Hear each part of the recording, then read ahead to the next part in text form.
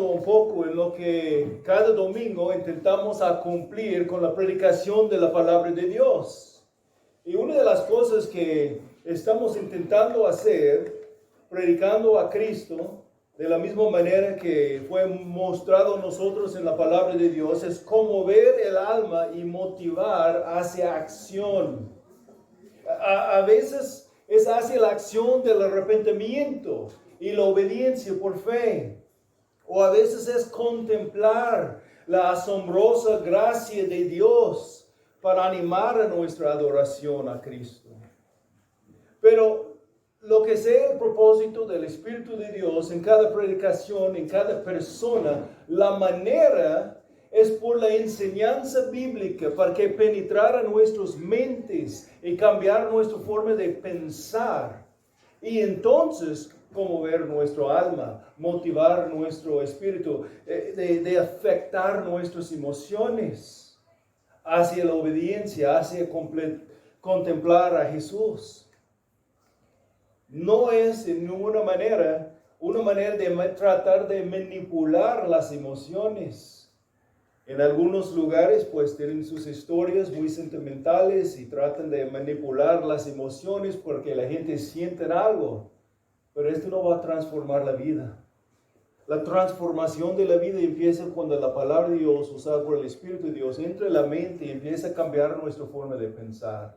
Y entonces afecta a nosotros emocionalmente. Y respondemos a Cristo con adoración y obediencia por fe. Entonces, les invito ahora a involucrar sus mentes en seguir el flujo del argumento del texto para considerar y aún contemplar la encarnación de nuestro Señor Jesucristo. El Emmanuel, el Dios con nosotros. Desde la encarnación, cuando Él nació en Belén, el Señor es y siempre será el Dios hombre. Perfectamente Dios y perfectamente hombre al mismo tiempo. Entre la historia de la iglesia de nuestro Señor han levantado falsos maestros enseñando sus ideas equivocadas y aún heréticas sobre Cristo, presentando a Jesús en alguna manera u otra como alguien humano, pero no totalmente divino. Y los líderes entre las iglesias, por medio de diferentes épocas de la historia de la iglesia, han levantado para confrontar las falsas enseñanzas y para declarar las verdades bíblicas sobre la divinidad de Cristo con precisión y la claridad, porque un Cristo no divino no es un Cristo que puede salvar. Y no es un Cristo digno de nuestra adoración. Nos molesta correctamente y aún nos puede enojar escuchar de todos los ataques contra la deidad de nuestro Señor Jesucristo en nuestro día también. Los ataques que vienen por fuera de la iglesia, a veces por la fuente de las sectas o los seculares. Y aún más triste, cuando escuchamos los ataques contra la divinidad de Cristo que vienen desde las iglesias liberales. Iglesias que han abandonado el verdadero evangelio a predicar un evangelio social. Que enfatizan la necesidad de seguir el ejemplo de Jesús como hombre. Que hizo muchas buenas obras, pero un ejemplo de un hombre y nada más. Pero a veces, mis hermanos, nosotros mismos podemos ser indignos sobre los ataques contra la divinidad de Jesús y al mismo tiempo, por lo menos en nuestra manera de enfatizar tanto la deidad de Jesús, el Dios hombre, que pensamos en Jesús en una manera como si fuera alguien o es alguien un poco menos humano que nosotros. Jesucristo es el Dios hombre. perfectamente Dios y al mismo tiempo perfectamente hombre. Como declaramos que Jesucristo es el Dios hombre, es claro, es nuestra declaración, pero es posible que nuestra proclamación sea más firme que nuestros pensamientos en la práctica. Es posible que podamos llegar a pensar en Jesús como Dios, pero un poco menos que hombre. ¿Nunca has sido tentado por un pensamiento pecaminoso y entre tu batalla contra la tentación, recordando Hebreos 4:15, que dice, porque no tenemos un sumo sacerdote que no puede compadecerse de nuestras flaquezas, sino uno que ha sido tentado en todo como nosotros, pero sin pecado? Y aún recordando el pasaje, ¿nunca has pensado algo como, pues sí, pero Jesús fue Dios? Como decir, pues Jesús en verdad no entiende cómo es mi tentación, porque nunca en verdad ha experimentado la tentación como yo, porque Jesús es Dios. Qué arrogante podemos ser nosotros, ¿no? Jesucristo es Dios hombre. Puede compadecerse de nuestras flaquezas porque es verdaderamente hombre. Uno que ha sido tentado en todo como nosotros, pero sin pecado. Consideramos eso un poco más pero mi punto es mostrarnos que nosotros podemos, por lo menos en nuestra manera de pensar, considerar a Jesús como alguien menos que humano. Y eso tiene consecuencias muy serias para nuestras vidas. Llegaremos al texto en un momento para dejar el Espíritu de Dios animarnos y corregirnos si sea necesario, pero quiero cementar el problema ante nosotros antes que acercamos el texto, para que la presentación de la solución del problema tiene su impacto apropiado, porque es un problema serio. Nunca adoraremos al Señor como debemos si no conocemos al Señor como Él es verdaderamente. O podemos decir, una deficiencia en nuestro concepto de Jesús nos llevará a un defecto en nuestra adoración de Jesús. Eso es importante de contemplar a Cristo, Emmanuel, Dios con nosotros. Dios mismo quien habitó, como es la palabra raíz ahí, tabernaculizó entre nosotros. A contemplar a Cristo correctamente, para adorar a Cristo apasionadamente entre esta temporada de la Navidad. Entonces, así es mi meta ahora en predicar a Cristo. Quiero apoyarnos a contemplar la persona y la obra de Cristo para motivar nuestra adoración a Él. Y entonces es mi gozo en esta mañana predicarles a Cristo desde el segundo capítulo de la carta a los Hebreos. La carta a los Hebreos, capítulo 2 y los versículos 14 al 18. Solo 5 versículos, pero rellenados con verdades maravillosas. Para esta mañana, por medio de la enseñanza ante nosotros y a la luz de su contexto, quiero que consideramos cómo contestaremos la pregunta siguiente. ¿Por qué vino Jesucristo a tomar la carne humana? ¿Por qué vino Jesús, Emmanuel, Dios con nosotros? La respuesta está presentada a nosotros en varias diferentes maneras entre las páginas de la Santa Revelación a nosotros. Hay diferentes aspectos de su último propósito enfatizados entre los escritos dados a nosotros por la inspiración del Espíritu Santo. Si pregunto por qué vino Jesucristo a tomar la carne humana, podemos responder con el versículo 45 de Marcos 10. Porque ni aún el Hijo del Hombre vino para ser servido, sino para servir y para dar su vida en rescate por muchos. Aún el pasaje ante nosotros aún dentro de este pasaje hay varias maneras específicas mencionadas o varias cosas que Jesús ha cumplido en su ministerio como Dios hombre. Pero en resumen de todo, quiero presentarles en forma muy sencilla a recordar dos razones esenciales. Y aunque no es mi costumbre a dar los puntos antes que presentar los argumentos bíblicos, ahora voy a darles los dos puntos antemano para que los graben en la mente, para que puedan ser considerados mientras refrescamos juntos, nadando en el corriente del río del argumento bíblico presentado aquí en la carta a los Hebreos. Bueno, pues como es el 24 de diciembre, voy a darles los puntos antemano como mi regalo de Navidad a ustedes. ¿Por qué vino Jesús, Emmanuel, Dios con nosotros? Porque Jesús, quien es Dios, vino al mundo como hombre. Él vino para morir la muerte que merecemos morir nosotros y para vivir la vida que deberíamos vivir.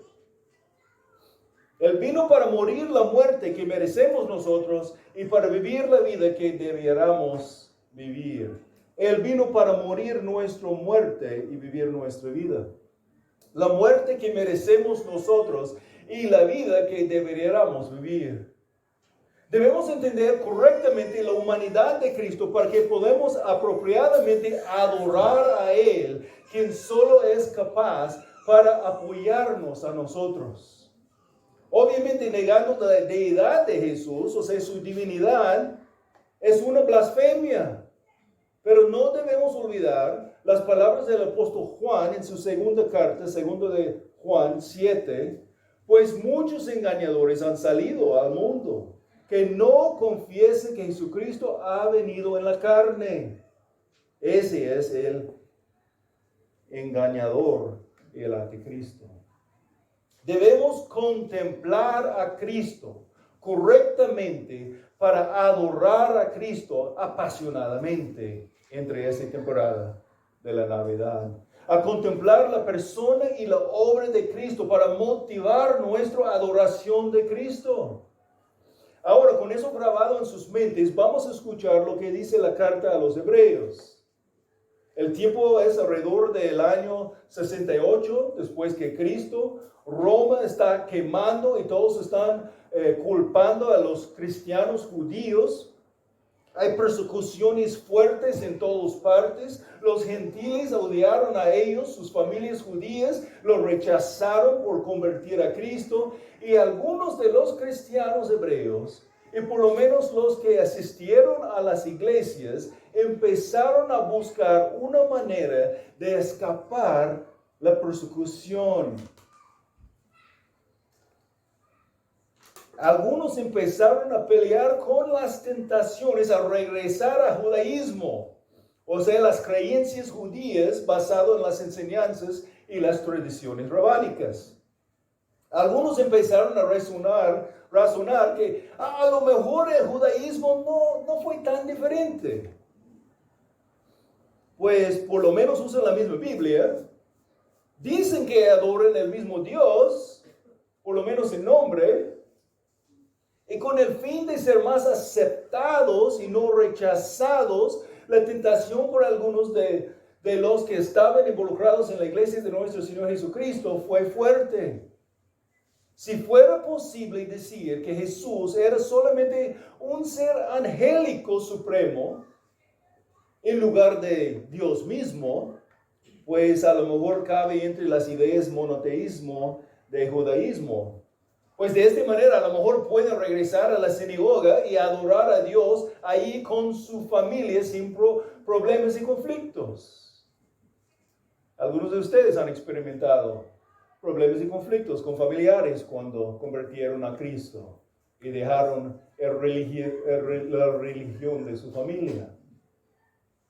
Entonces, en manera muy pastoral, el autor de esta carta a los Hebreos les escribió una exposición de pasajes del Antiguo Testamento para contender por la verdad y exhortar a los que proclamaron a Cristo a perseverar hasta el fin en la fe cristiana.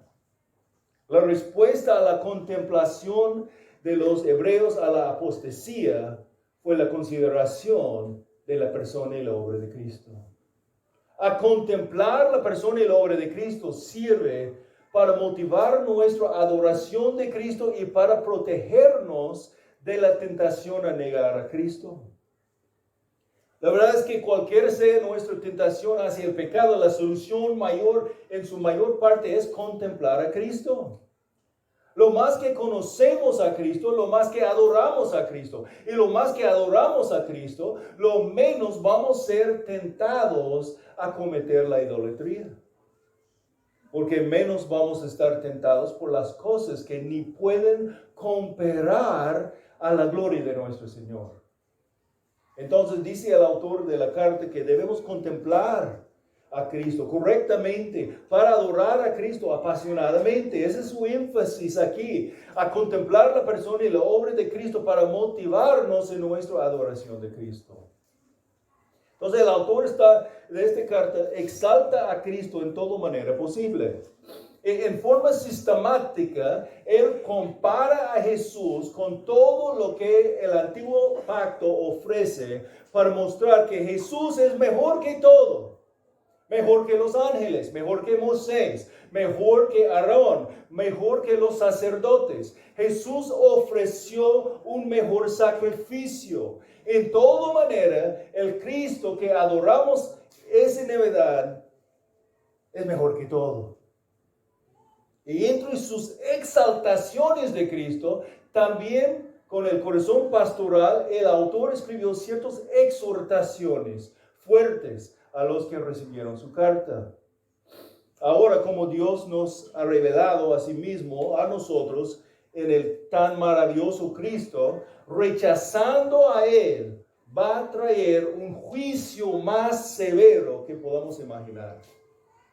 Capítulo 1, compara a Cristo a los ángeles. Cristo es mucho mejor que los ángeles, pues Él es el creador de los ángeles. Él es Dios.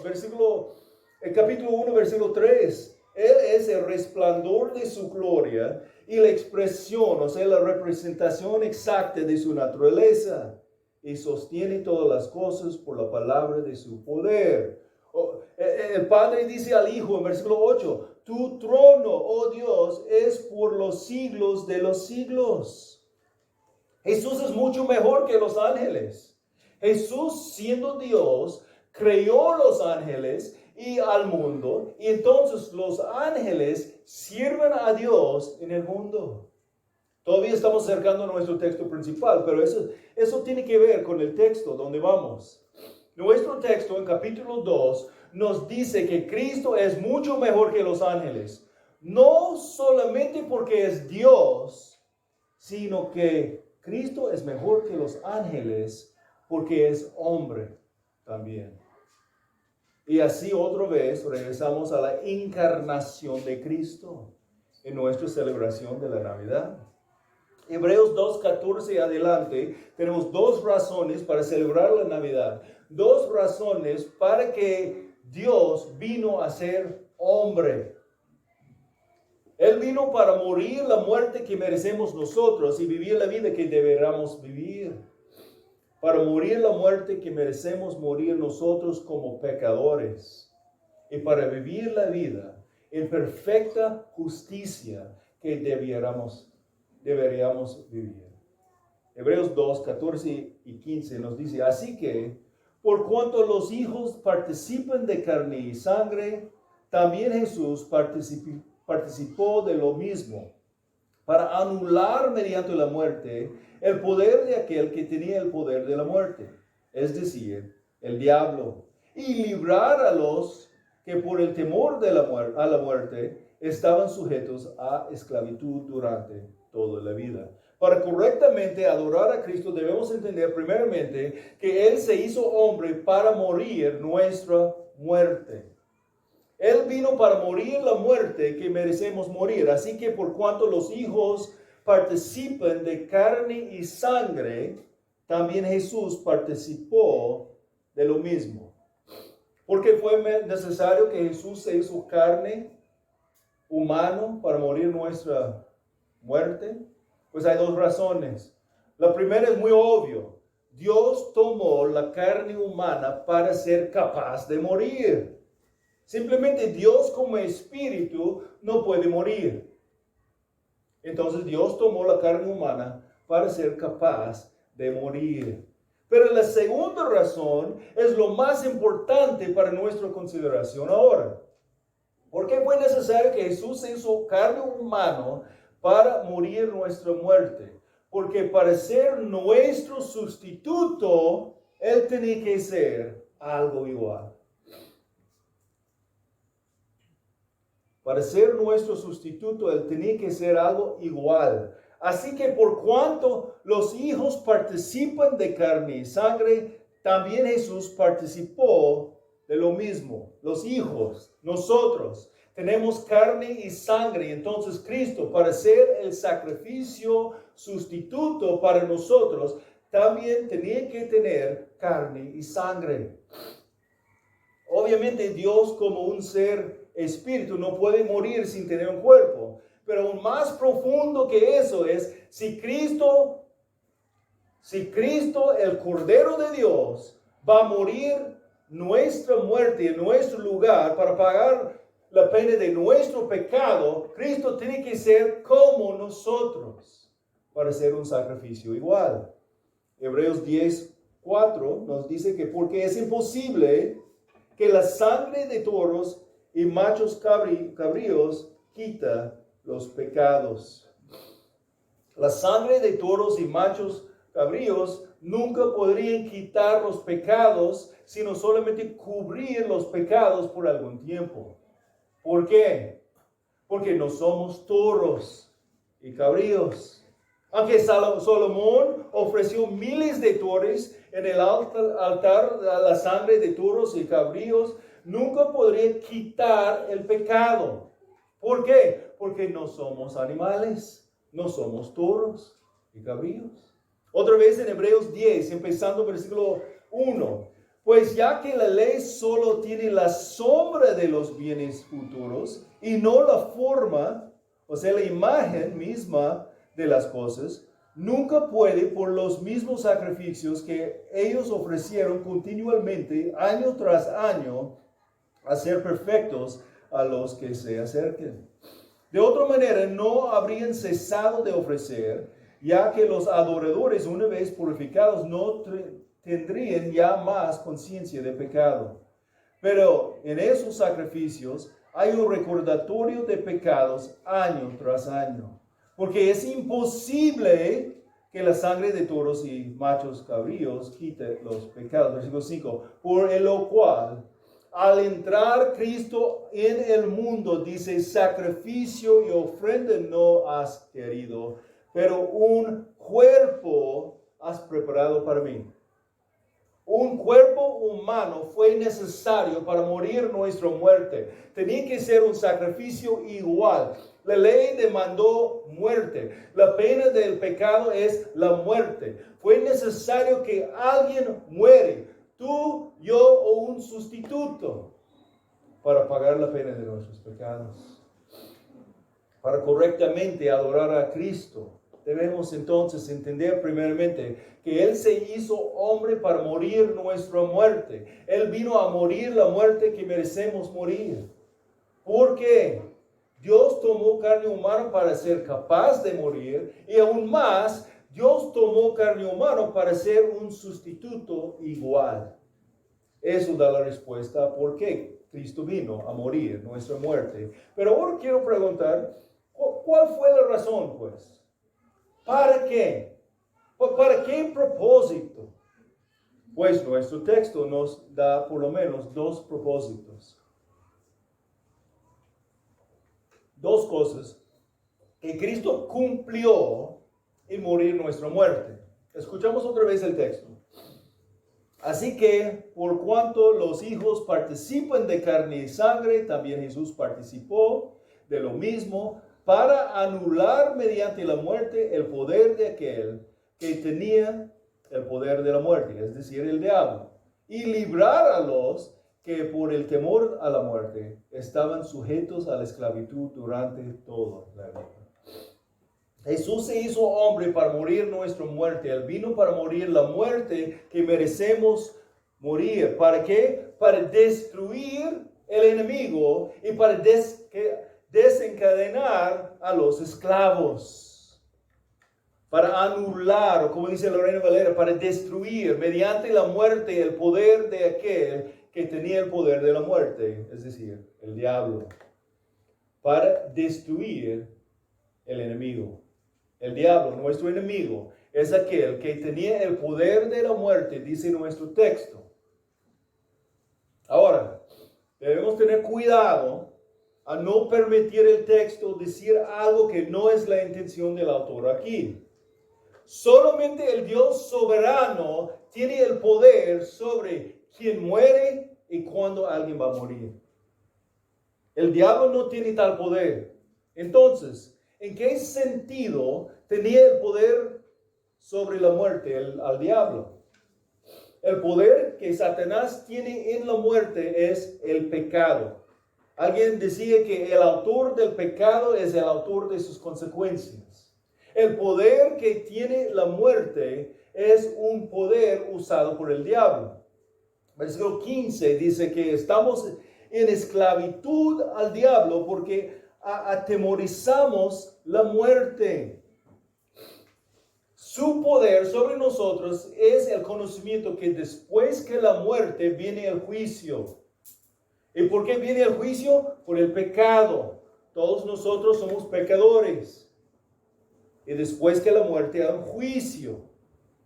El reino de Satanás es un reino del pecado. Entonces Cristo destruyó a nuestro enemigo por quitar el pecado con su propia muerte. En las palabras de Juan 11, por la muerte de la muerte y la muerte de Cristo. La muerte de Cristo se hizo Satanás impotente, porque su arma de la muerte fue hecho inútil. Inútil porque fue usado hasta que acabó. Es como aguijón de una abeja. El aguijón del diablo entró a Cristo y quedó ahí. El diablo como una abeja, puede seguir haciendo mucho ruido, pero es impotente a causar un daño a nosotros si estamos en Cristo.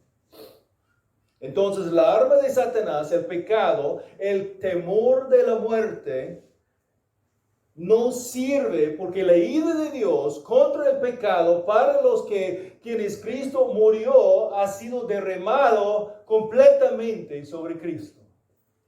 Si hemos arrepentido de nuestro pecado y hemos confiado en Cristo y solo en Cristo, en su muerte, sepultura y resurrección, no tenemos que vivir en la esclavitud por el temor de la muerte jamás.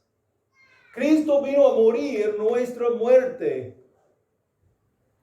Podemos clamar con Pablo las palabras escritas en el final del capítulo 15 de su primera carta a los Corintios. 15, 54 a 57. Pero cuando esto corruptible se haya vestido de incorrupción y este mortal se haya vestido de inmortalidad, o sea, cuando este cuerpo que se ha habitado al pecado se glorificado, entonces se cumplirá la palabra que está escrita. Devorada ha sido la muerte en victoria. ¿Dónde está, oh muerte, tu victoria? ¿Dónde el sepulcro, tu aguijón? El aguijón de la muerte es el pecado y el poder del pecado es la ley. Pero a Dios gracias que nos da la victoria por medio de nuestro Señor Jesucristo. Jesús se hizo hombre para morir nuestra muerte, para destruir el enemigo y para desencadenar a los esclavos. Así que por cuanto los hijos participan de carne y sangre, también Jesús participó de lo mismo para anular mediante la muerte el poder de aquel que tenía el poder de la muerte, es decir, el diablo, y librar a los que por el temor a la muerte estaban sujetos a esclavitud durante toda la vida. Es la esclavitud donde algunos de ustedes todavía están viviendo. Que un día van a morir y sin el arrepentimiento de tus pecados, sin confiar en Cristo Jesús y solamente en Él, va a enfrentar a Jesús como tu juez. Va a enfrentar un juicio. Va a enfrentar un juicio donde va a ser declarado tu sentencia final de ser echado en el infierno para siempre. Algunos de ustedes todavía están ahí, pero no tienen que quedar ahí. Pueden recibir esta libertad. Puede tener las cadenas cortadas. En Cristo no hay razón a atemorizar a la muerte. Podemos aún decir que no atemorizamos la muerte porque ya morimos en Cristo. No tengo tiempo para ir a Romanos 6, pero ahí aprendemos sobre nuestra unión con Cristo en su muerte, sepultado y resurrección. Por eso Pablo declara en Gálatas 2:20, con Cristo he sido crucificado. Y ya no soy yo el que vive, sino que Cristo vive en mí. Y la vida que ahora vivo en la carne, la vivo por la fe en el Hijo de Dios, el cual me amó y se entregó a sí mismo por mí. Cuando Satanás nos acusa e intenta causar temor otra vez en nuestros corazones con la amenaza de la muerte y el juicio, no hay razón de vivir bajo la esclavitud del temor. Ya fuimos crucificados en Cristo. Nuestros pecados ya fueron juzgados en Cristo. El poder de la muerte fue destruido. Fuimos librados. Ahora, en lugar de temor sobre la muerte convierte en una anticipación gozosa. Vamos a estar con Él para siempre. Hebreos 9, 27 y 28. Y así como está establecido que los hombres mueren una sola vez y después de esto el juicio, así también Cristo, habiendo sido ofrecido una vez para llevar los pecados de muchos, aparecerá por segunda vez sin relación con el pecado, para salvación a los que ansiosamente lo esperan. Hermanos míos, eso es una motivación grande para celebrar la Navidad. Esa verdad debe causarnos a adorar a Jesucristo, el Dios encarnado. Jesús se hizo hombre para morir nuestra muerte. ¿Por qué? Para ser capaz de morir y ser un sustituto igual. ¿Para qué? Para destruir nuestro enemigo y desencadenar a los esclavos aterrorizados.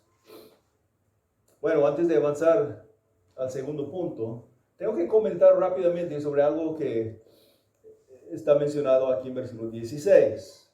Porque ciertamente no ayuda a los ángeles, sino que ayuda a la descendencia de Abraham. Bueno, como hemos visto en capítulo 1, el autor presentó su argumento de por qué Jesús es mejor que los ángeles. Él es Dios, el creador de los ángeles. Pero más, Jesús tomó la carne humana porque vino a ayudar a los humanos, para dar su vida en rescate de los que fueron dados a Él por el Padre, para redimir pecadores humanos. Fue un sustituto igual a los hombres, no a los ángeles. Jesús se hizo hombre para morir la muerte que merecemos morir nosotros, los hijos, la descendencia de Abraham, y no a los ángeles. Y como nos llama el versículo 17, sus hermanos. Jesús se hizo hombre para morir la muerte que merecemos morir nosotros. Pero hay algo más muy importante aquí que en nuestro texto, y por lo menos debemos considerarlo mientras contemplando a Cristo y su encarnación. Hebreos 2, empezando el versículo 14, dice: así que por cuanto los hijos participan de carne y sangre, también Jesús participó de lo mismo. Ahora versículo 17, por tanto tenía que ser hecho semejante a sus hermanos en todo, a fin de que llegara a ser un sumo sacerdote misericordioso y fiel en las cosas a Dios atañen. Pero hacer propiciación por los pecados, para hacer propiciación por los pecados del pueblo. Pues por cuanto él mismo fue tentado en el sufrimiento, es poderoso para socorrer a los que son tentados. Dios se hizo hombre para morir la muerte que merecemos morir, pero Jesús también se hizo hombre para vivir la vida que deberíamos vivir. Por tanto, tenía que ser hecho semejante a sus hermanos en todo aspecto. Jesús se hizo hombre para vivir la vida que deberíamos vivir. No tenemos tiempo para exponer todas las verdades tan gloriosas presentadas a nosotros aquí por el momento, pero por lo menos quiero presentar la defensa de mi segundo punto y introducir el punto ahora. Por tanto, tenía que ser hecho semejante a sus hermanos en todo. Tenía que ser, denota una obligación moral. Fue moralmente obligatorio que Jesús fue hecho semejante a sus hermanos, a nosotros en todo. ¿Por qué? Porque fue moralmente obligatorio que Jesús fue hecho semejante a sus hermanos en todo para entonces llegar a ser un sumo sacerdote misericordioso y fiel. Jesús fue nacido en Belén como hombre. Específicamente fue nacido como bebé. Cristo creció como humano.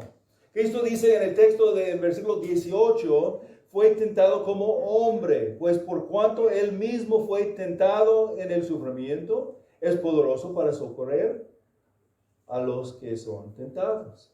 Dice el autor, bajo la inspiración del Espíritu Santo, que fue moralmente obligatorio que Cristo fue hecho semejante a sus hermanos, nosotros, los seres humanos, en todo, para entonces llegar a ser un sumo sacerdote misericordioso y fiel, para expiar, o sea, para hacer propiciación por los pecados del pueblo y para ser poderoso para socorrer a los que son tentados. Y la pregunta es, ¿por qué? ¿Por qué fue necesario que Jesús vino para vivir la vida que debiéramos vivir nosotros? Si solamente fue necesario que Cristo vino en forma humana para ser capaz de morir y aún de ser un humano como ser sustituto para nosotros, pues Cristo podía venir como hombre grande, en forma de un hombre que ya tenía unos 30 y tantos años. Predicar el Evangelio de Dios, declarar que el tiempo se ha cumplido, el reino de Dios se ha acercado, entonces todos deben arrepentirse y creen en el Evangelio. Y si él predicaba que todos son pecadores, respondieron que todos son pecadores, respondieron la gente en crucificarle, misión cumplida.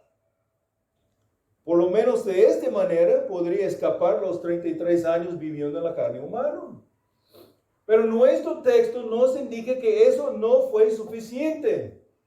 Porque en alguna manera Cristo fue moralmente obligado a venir y vivir toda la vida como hombre y aún sufrir las tentaciones como un hombre. ¿Cuál sería el problema entonces? Pues intenten imaginar conmigo un momento.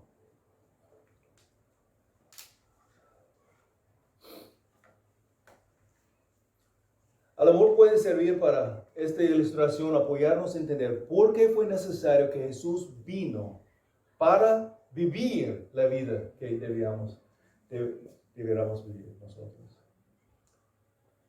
Vamos a usar nuestro hermano Fernando Tato como ilustración. No Fernando como adulto, pero vamos a imaginar Fernando como niño. Y vamos a viajar a una Navidad entre su niñez con esta ilustración. Estamos ahí observando una Navidad imaginaria que supuestamente ha pasado en la casa de la familia Cota cuando sus hijos fueron chicos. Ya terminaron la comida y su hermana y su mamá limpiaron la mesa y la cocina y echaron algo de los restos de la comida en el bote de la basura, y el bote de la basura ya estaba casi lleno de papel y otras cosas, porque antes de la comida abrieron sus regalos navideños que intercambiaron como familia este día, el 24 de diciembre. Entonces ahí estaba el bote lleno de basura, incluyendo unos restos de la comida de mediodía. Entonces su papá pidió que Fernando saque la basura de la casa. Y Fernando, como buen hijo, respondió: claro que sí, papá, voy a sacar la basura. Pero Fernando estaba muy ocupado disfrutando unos de sus regalos nuevos de Navidad, y unos minutos pasaron, después unas horas pasaron, y todavía estaba ahí la basura.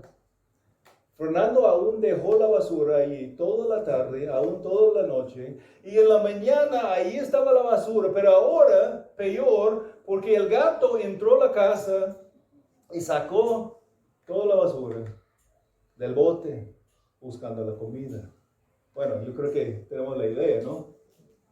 Hasta algunos ya pueden imaginar la voz de mi hermana Luz cuando ella entró a la cocina y vio lo que estaba ahí en el piso. Ahora, por su desobediencia, Fernando va a necesitar la disciplina. Pero como es día de Navidad, Luis, su hermano, ofreció recibir la disciplina de Fernando en su lugar. Recuerda, estamos imaginando, porque a lo mejor algunos de los familiares no pueden imaginar siendo tan sacrificial por su hermano Fernando, ¿no? Pero entonces el hermano Luis, papá, sacaba la tabla y con la tabla daba a Luisito toda la disciplina que merecía a Fernando. No es una perfecta ilustración, pero creo que tiene la idea, ¿no? Ahora el sustituto hermano ha recibido el juicio debido al rebelde hijo que mostró su incapacidad y falta de voluntad a obedecer a su papá. Aún así, todavía tenemos un problema grande. El castigo fue aplicado, pero ¿dónde está la basura? Ahí está todavía en la casa. Para solucionar el problema, el sustituto no solamente necesita recibir la disciplina, el castigo, el juicio, pero también tiene que sacar toda la basura que el rebelde hijo no sacó.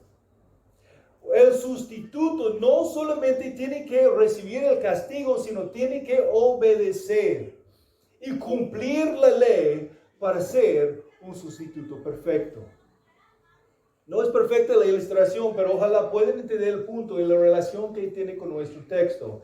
Jesús, para ser nuestro sustituto perfecto, no solamente recibió nuestro castigo, sino también cumplió toda justicia para nosotros.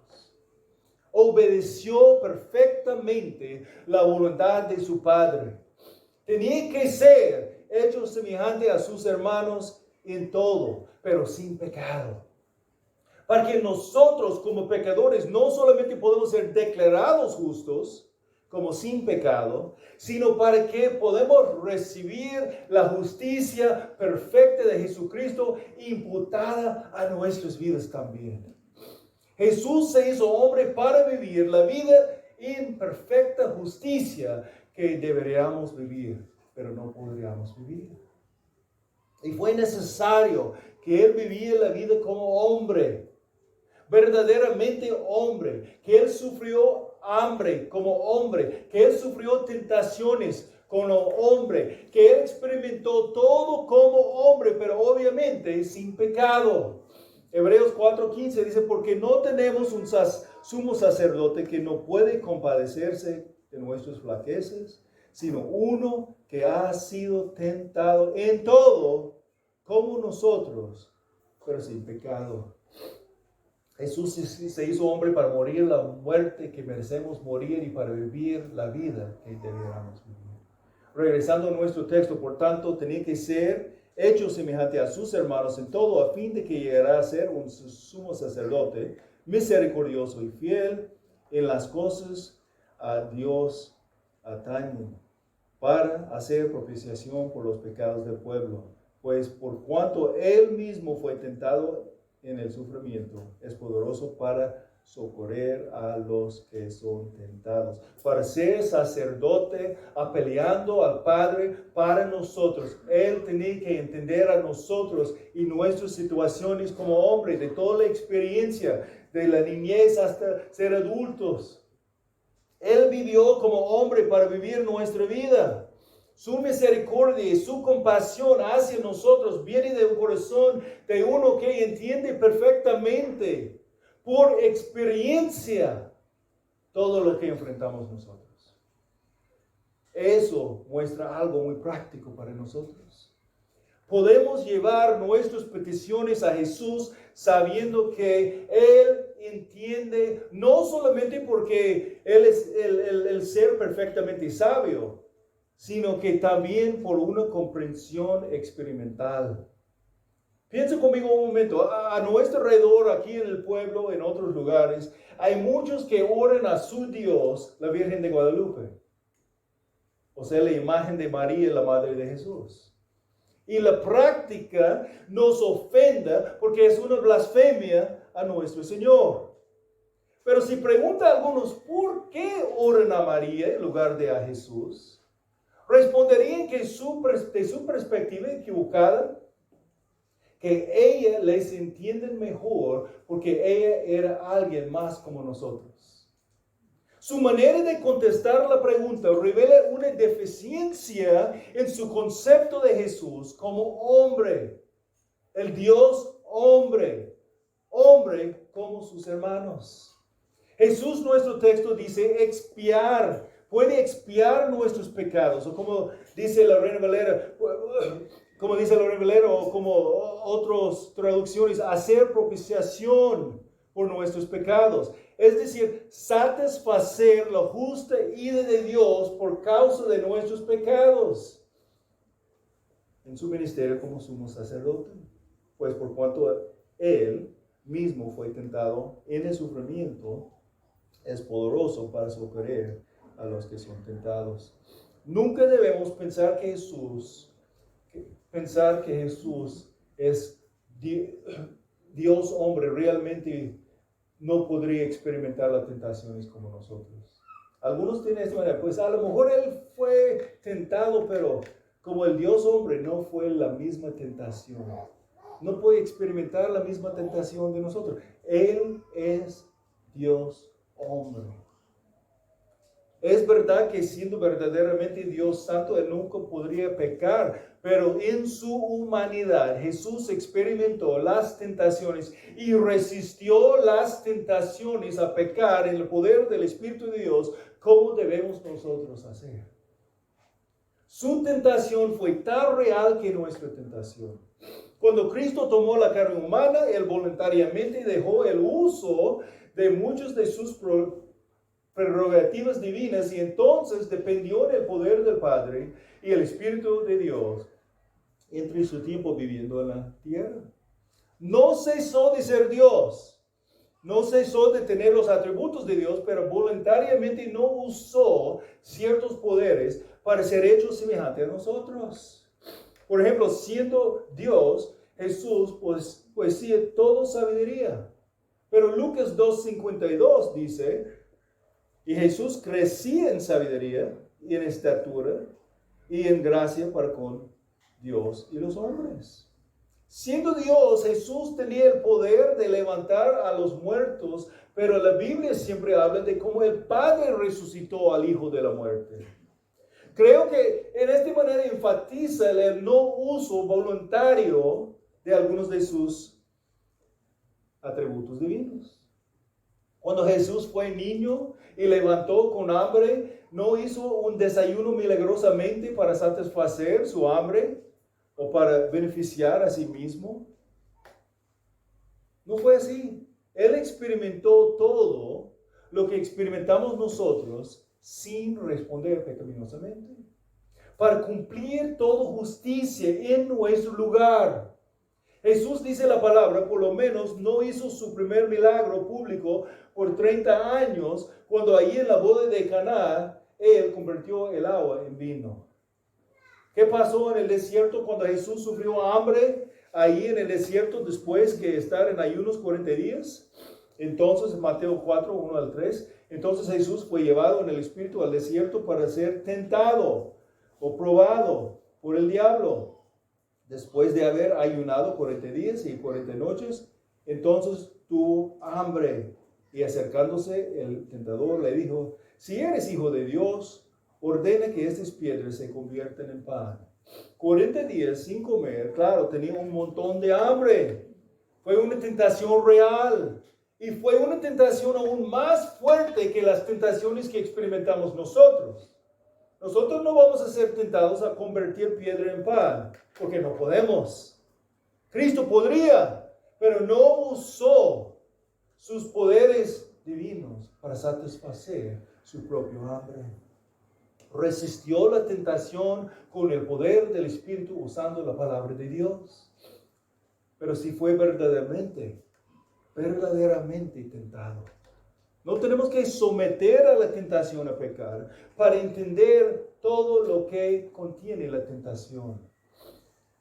Versículo 18, pues por cuanto él mismo fue tentado en el sufrimiento, es poderoso para socorrer a los que son tentados. Jesús vivió la vida en perfecta justicia que debiéramos vivir nosotros. Entonces puede ofrecer la ayuda que necesitamos nosotros, mis hermanos. Por tanto, Jesús, Dios encarnado, Emmanuel con nosotros, tenía que ser hecho semejante a sus hermanos en todo, para ser nuestro sumo sacerdote misericordioso y fiel, para hacer propiciación por nuestros pecados, por cuanto Él mismo fue tentado en el sufrimiento, ser poderoso para ayudar a nosotros cuando estamos tentados. Nunca adoremos al Señor como debemos, si no conocemos al Señor como Él es verdaderamente. Si tenemos un mal concepto de Cristo, tenemos que ajustar nuestro entendimiento a la revelación de la palabra.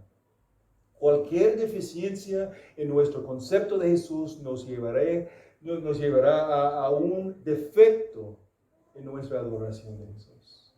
Por eso hemos considerado la encarnación de nuestro Señor Jesucristo, el Dios hombre, con el fin de contemplar a Cristo correctamente, para adorar a Cristo apasionadamente. Entre este tiempo de la Navidad y para siempre.